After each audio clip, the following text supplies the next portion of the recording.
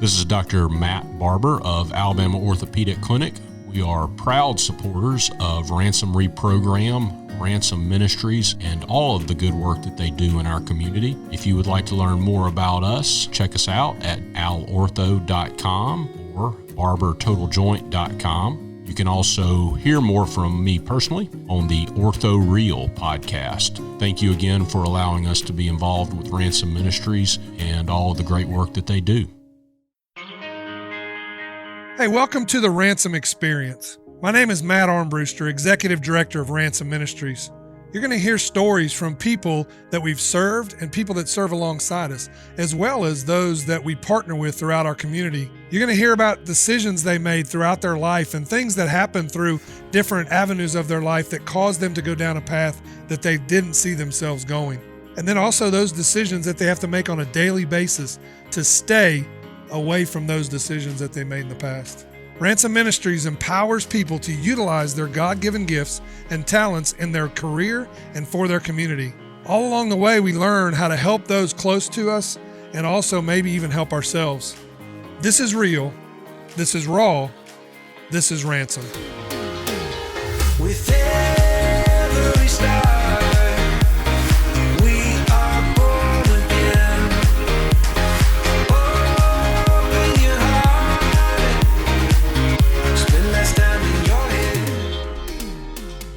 This show is brought to you by Ransom Recycling, your number one choice for electronic recycling in Mobile, Alabama.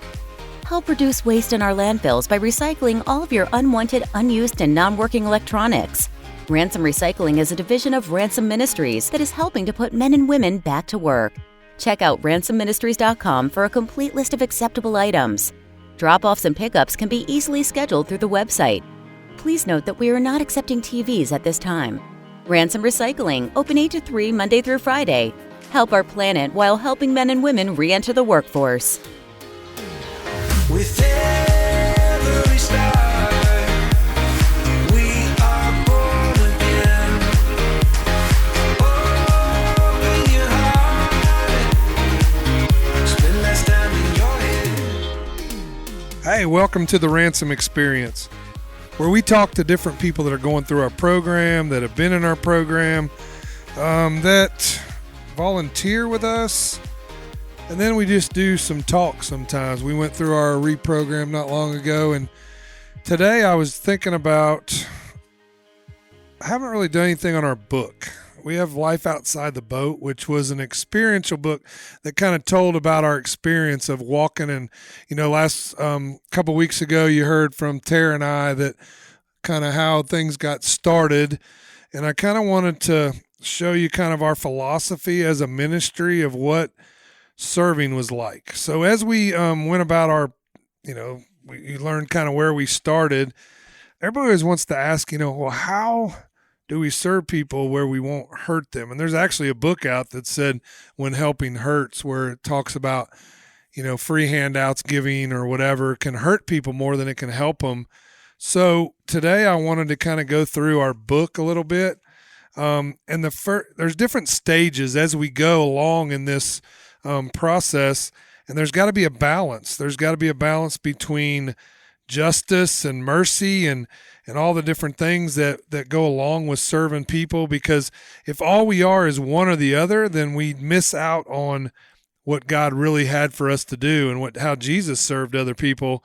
So first of all, you got to build that trust in them. And we talk a lot about proximity, about being around people that aren't like us, so that we can get to where we can understand them and we can show that we care. And so then we go proximity, and then we have attunement, where we're attuned to the things that they're talking about. We're attuned to their story. We're attuned to their situation. Many of the guys that come through our program, actually dealing with one today, deals with things that we don't normally have to deal with. And so, you never know why they have a bad attitude, or why they, are showing up late all the time, or why they, just leave work without telling anyone or whatever. It's because of upbringing. It's because of things that have gone on in their lives. And until we hear their story, we really are going to have no influence on them. We're not going to be able to influence them as a person until we actually can see and be attuned to what they're going through. So first of all, we have to earn that trust. We have to trust that we're in where we're supposed to be. And then also we have to then build our faith through that trust. So as we build our faith in what we're doing, then they have faith in us that we're really there for their good and we're really there for their help, to help them. So what we've learned over the last few years is that there has to be a balance. I can tell you stories about mercy and about how we have shown too much mercy at times. So the definition of mercy is to love deeply and have compassion and be kind. So, why are we here? There's a downhill slope to giving, right? So when we show too much mercy, so let's just use an example of the cafes. People come in the very first time, they're very appreciative. They want to give back. They want to show you how much they appreciate this meal that they're getting at the cafe, at Ransom Cafe, which was, our first project. So they are very compassionate. Well, then they come in again, they get a free handout or free meal, and then they're more expectant. They're expecting it to be good. They're expecting it to be perfect. And then they, slowly go downhill from there if we keep on giving it to them for free and don't require anything back. And I know the Bible, people always say, oh, well, Jesus, his salvation is free, which I don't agree with. I really don't believe that it's free. I believe that it costs something because it says to pick up your cross daily. It says to do the things you're supposed to do. And that takes sacrifice. That is a cost that there is to following you. Many times you lose friends that you might have had. That's a cost. So it isn't free. And I think we tell people that wrongly. And then they get into the middle of it and they realize, oh, this is way harder than I thought. I thought this was going to be a free gift. And then they give up because it's too hard. So Jesus, he set it up where he actually try to talk us out of those things. And I think that that's what we have to understand, is that he wants people to follow him in spirit and truth, not because they've been coerced through fancy words and fancy music and all that. He wants us to come because we want to come. And that's what really the mercy part is all about. So there's that downhill slope. And then we have justice, right? Okay, someone takes advantage of us, and now we're going to put the hammer down. We're going to say, oh, you got to follow all these rules. You got to do it my way. You got to do it the way we want to. If you do everything right, then I'm here for you. If you don't, then I'm not here for you. And that's the justice side.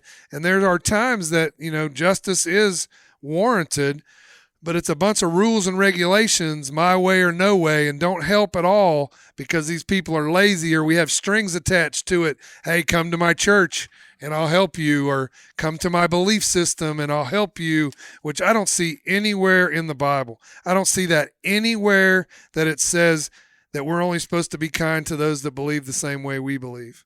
Man, if Jesus done that, he never would have been kind to me, because early on I didn't believe nothing that Bible said, or the people that were telling me it. So how can we say that, we're going to help those that help us? That's easy to do. That's easy to help the people that like you. It's harder to help the people that don't like you. And so that's the justice part is what we have to work on. Let's just say we have total mercy. And I have some stories about that. So I have a situation where, I have this lady that's coming in the cafes and she's volunteering and she's loving it. She's coming every day, looking forward to it, driving across the bay, coming over to Mobile to serve the homeless, to serve the poor. And she comes in and they're getting, all this stuff. They're giving it to them. They're giving them food. They're giving them tea. They're giving them all this stuff. Well, then as these people come in for a long period of time, then they're like, oh, this tea's not sweet enough, or this food's not hot enough. I want seconds. I want this. And she just got totally burnt out by it because she started taking offense to that, because we were trying to do something that I don't feel like we were called to do, and it's not give away free stuff. We're not supposed to give away free stuff. We're supposed to partner with them in helping them out of that situation. Let them experience and participate in their own healing. And that's where we falter a lot of times in our ministries, is that we want to give it to them and make ourselves feel better when ultimately we're hurting the people we're serving. That's not always a good thing to talk about, especially when you're going to organizations and they don't always invite me back. But I truly believe that. I believe that we hurt more people than we help, than when we don't allow them to participate in their own healing. And so then you come to justice, and you set all these rules and the regulations, and you can only have so many bags of food, and you can only come here once a month, or you can only come here if you live in this zip code, or we have to put these parameters on because people have taken advantage of it when really it was us that caused the problem in the first place. And now we're trying to reconcile it, or we're trying to fix it by adding a bunch of rules and flash or throwing justice on it, which I think it ruins it even more. So I had guys, coming up to our clean machine, and I'll tell you this story real quick. This man comes up, and I'm washing clothes, and I pull his clothes out of the washer to put in the dryer, and the crack pipe falls out, and I get mad about it, and I throw his wet clothes into a bag. I walk over to that gentleman, and I throw his bag down. I said, "I will not do your laundry anymore as long as you're doing this."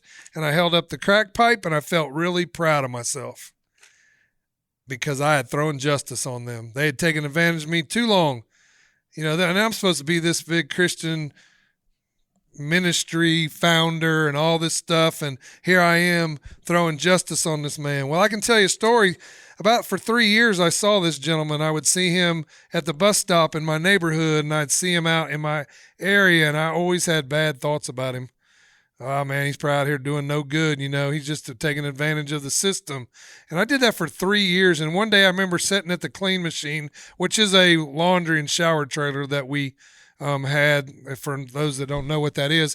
And I'm sitting there, and this guy, I see him, and I'm like, oh, man, here he comes.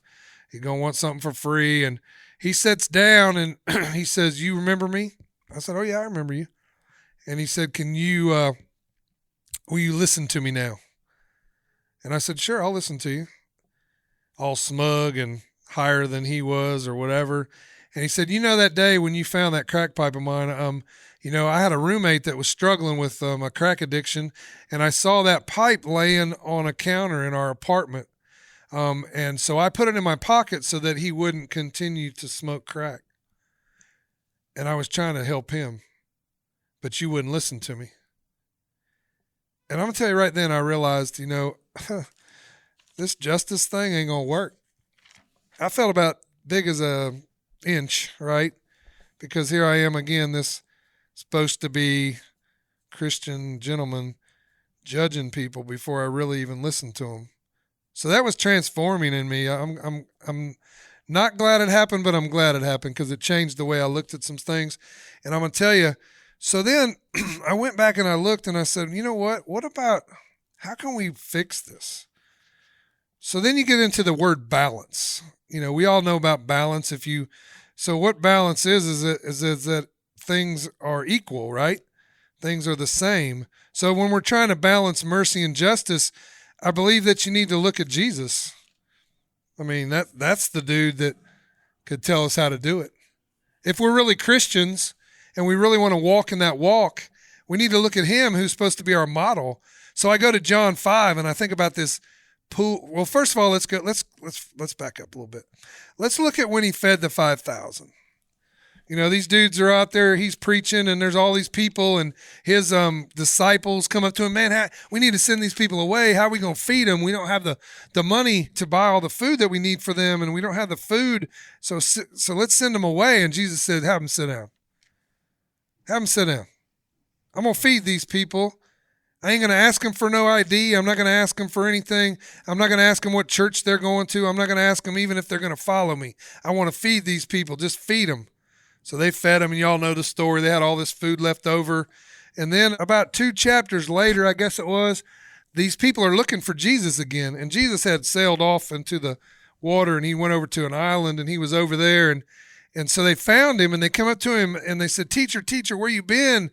And he said, "Man, you ain't looking for me for nothing to fill your belly." He goes, "But I got something better."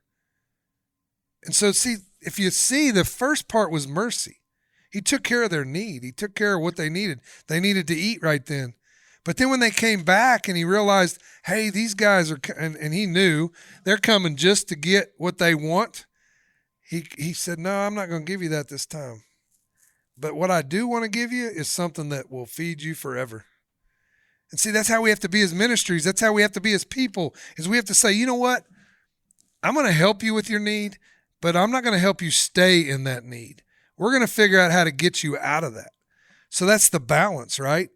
And then you think about this dude that's been laying at this pool. He was invalid, he was sick or whatever it was, and he was struggling. And there was this pool that if you got into it and the water was stirred, it would heal you. And he's been going years and years and years, and Jesus walks by and he says, hey man, do you want to be well? Man, no dumb, dude. I've been laying here for years, 30 years, whatever it was, and you want to ask me this dumb question, do I want to be well? I mean, any of us would have said, oh yeah, I want to be well. I want to be well. But what did the dude say? He didn't say that. He said, well, people keep getting in front of me. I can't get in the water in time.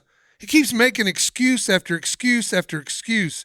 And then what Jesus do? Oh, he walked over to him and he picked him up. He said, oh, I'm so sorry. Everybody's treating you bad. Let me pick you up and let me put you in the water. No, that's not what he did. He said, get up and get into that pool and be well. Right? He didn't do it for him. He let him do it. But he had a hard conversation and said, no, man, you've been whining about this for too long. Get up and be well. And the man got up and he was well. Or you got the dude that's been being carried to the temple gate and he'd been begging for his whole life for money. So obviously he was getting it because he'd been begging for it. I see guys on the street corners, asking for money. I'm not a big proponent on giving cash money. What I'm a big proponent on is getting to know that person. So if I see someone on the corner, I'm going to say, hey, man, I ain't got no money for you, but hey, I'll take you over here and we can have a cup of coffee or we can have some lunch. And you can find out really quick who wants to really get off of that. But this dude, he's kneeling down. He's being brought there. He's an invalid, and he's been brought there by other people, and he's begging for money. And he sees these disciples coming by, and he says, hey, have mercy on me, or whatever it was. I don't remember exactly what it was. I'm not a Bible scholar, but I do remember the story. And he comes by, and I think it's Peter and John. They look at him, and he's like, oh, yeah, I'm going to get some money. And Peter and John, they say, I think that's who it was. I can't remember exactly. But y'all can look it up. And he says, man, I ain't got no silver or gold, but I got something way more valuable than that, and I'm going to give it to you right now. And see, that's the thing. He didn't just give it to him. He showed him another way. So when we're out there and we want to give something away, let's get to know that person first. Because what that is that's a needs-based relationship. And we have needs-based relationships. Those relationships go away. We're all in the need of a relationship. Every single one of us wants a relationship with someone. And if that has to be through needs, then we're going to have them. But I'd much rather it be balanced and me understand and you understand where that person's coming from and that we go through those stages of helping people. Because it's okay to have mercy. It's okay to have justice. But really, it comes down to let's balance both those down so that we can serve people the way that Jesus wanted us to serve them. We try to do that at Ransom. I screw up all the time. I shared a story. I can share another crack pipe story about balance. Had the dude come in, same situation, doing his laundry, crack pipe falls out. I go over to him. I give his clothes back, and I said, I can't watch you kill yourself, man. I'm here for you. I'll love you. I care about you. I'll get you in rehab if you want to go, but I can't keep enabling you to do this. And he got mad at me and cussed me out. And but about 3 months later, he come walking up and he said, I'm tired of this, Matt. I need help. You said you'd help me. Can I get some help? To see how it was handled differently and how it was handled the way that I feel like God had wanted us to made it so much better. The man got help, went to rehab. He's doing really well, and that's how it works. That's how balance works. We have to have hard conversations. See, it's so much easier just to give away something free and say, hey, I'll see you next week, or I'll see you whenever, and I don't have to get involved in your sticky mess. I just give you something free, pat myself on the back, and we go about our way instead of sitting down and say, hey, man, why do you need this? How can I help you not need this? How can I help you get over the need to have these services? Because our ultimate goal as nonprofits should be to put ourselves out of business, not make ourselves needed more. So I hope that you learned something through this. I just felt like I needed to share this today. And And hopefully you will see that, hey, there's needs to be a balance. And that's how we do it, man. We have to balance the mercy and justice, and we have to look to Jesus when we're trying to figure out how to serve someone, and he will show us the way. So I'm sitting here and I'm thinking about, when I played ball and hurt my knee or whatever, and man, they gave you this pain medicine right when I got hurt, and it was amazing. It helped me. But what kind of doctor would he have been if he would have just kept, hey, every time you hurt, every time you're in need, hey, come get this pain medicine from me? Well, it wouldn't have been good. So instead, I had a good doctor, and he sent me to this person I call the devil, the physical therapist. I apologize to all my physical therapist friends out there, but they make you do things you don't want to do. They make you do things that you don't think you can do, and you cuss them and you yell them and get at them, and you say they don't like you, and you think they're out to hurt you, but in the end, you realize that they made you do those things so you could get back to where you were. And that's what it's like with ministry. Sometimes we have to tell people and ask people to do things they don't even think they can do. But if we continually just give them free handouts to keep them where they are, if we keep giving them free food and we keep giving them free whatever, then we're going to keep them where they are. Then we're just like that doctor that just gives out pain medicine when we're hurting, instead of sending us to someone that can help us get back to where we were and eventually develop us into something we didn't even think we could do. So I hope you enjoyed it. Come out to our shop and tour at 320 South Craft Highway. Also, you can get this book, Life Outside the Boat, on Amazon. Just search it and then find it. We also have them in stock out here. And just read it. It's kind of our experiences of where we've been, how we serve. It's a good book to use as a Bible study as well for a group. And hopefully you can get that. Again, it's on Amazon.com, Life Outside the Boat. Until next week, go ahead and share this with all your friends. Share our podcast. Rate us. And we hope that you will join us next week when we bring you another story or we bring you another teaching. We appreciate you, and God bless. See you next week. Too many days in the darkness without a glimpse of the light. Running tired and broken and scared, but I swear I'll never give up the fight.